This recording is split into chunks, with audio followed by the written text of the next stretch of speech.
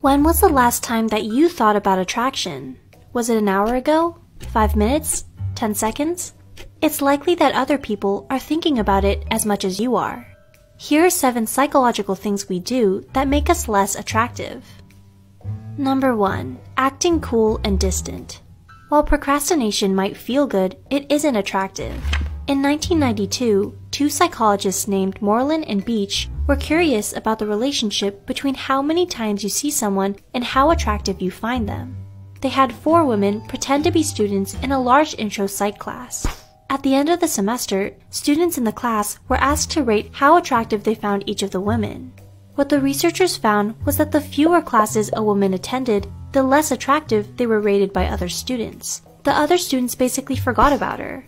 I'll try and remember this study the next time I have to psych myself up to go to class. Number 2. Acting clingy. It's the classic young love phenomenon, constantly hanging out together.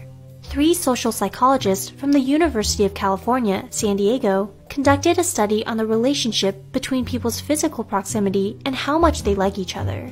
The researchers made a surprising discovery. They asked students to name who they liked and disliked. The researchers found that the students most liked people were those who they frequently met face-to-face. But the researchers also found that the students' least favorite people were those with whom they were forced to spend time. In other words, watch out that spending time with your crush doesn't end up with you getting on their nerves. Number 3. Acting as if you don't like your date all that much. When Grandma told you it always pays to smile, were her words backed up by science? Psychologists Curtis and Miller randomly paired participants. One student in the pair was led to believe that their partner either liked or disliked them. Those who thought they were liked were nicer, and their partners ended up liking them more. The researchers concluded that so-called reciprocal liking is a self-fulfilling prophecy. If your partner thinks you like them, they'll be nicer to you, which in turn makes the whole relationship better. And the opposite is also true. If they think that you don't like them, they'll be meaner, and the whole relationship will suffer. Turns out that Grandma was onto something. Number 4. Revealing too much too soon.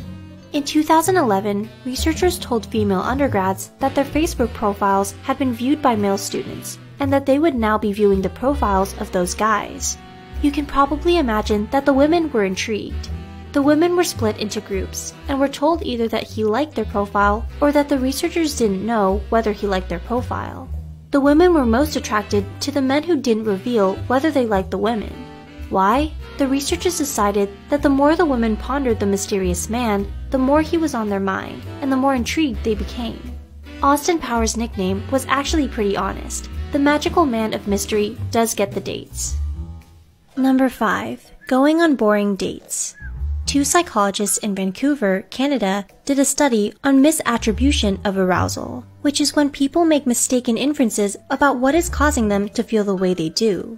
They had an attractive female research assistant give male participants a questionnaire. In the first group, she asked them the questions while they were on a scary suspension bridge. In the second group, she asked them while on a low, small bridge. Those on the scary bridge were more excited because of the bridge, and were more attracted to the research assistant and more likely to call her later. On your next date, don't just get coffee. That's boring. Instead, go see fireworks or ride go-karts. Number 6. Using cheesy pickup lines. Psychologists who study attraction have identified 3 general strategies for pickup lines. Cute flippant, for example, your place or mine. Innocuous, such as, what do you think of the music? And direct, as in, can I buy you lunch? A study asked men and women which pickup lines they preferred to receive. Most strategies worked for men being approached by women. However, women tend to prefer innocuous and direct lines over cute flippant ones. Bottom line, groaners aren't attractive. So now you know, asking someone, did it hurt when you fell from heaven, is scientifically the lamest possible thing to say. Number 7. Not having a wingman or wingwoman. Some people treat dating like a competition, but did you also know that there's lots of room for cooperation among friends? Having a third party make the introduction may be the best strategy of all for guys trying to pick up women. Especially in today's dating world, where there's more choice than ever, daters have to overcome many hurdles in order to catch someone's interest. Having someone make the introduction for you automatically moves you past the difficult first stage, and it makes it clear that you're nice enough to have friends. Sorry, James Bond, but in the real world, the best romancers work in pairs. In today's fast-paced dating world, people are quickly judged on first impressions. But don't worry. All you have to do is make sure you never do any of these 7 unattractive things, and you'll do fine. Although, bringing chocolates never hurts either.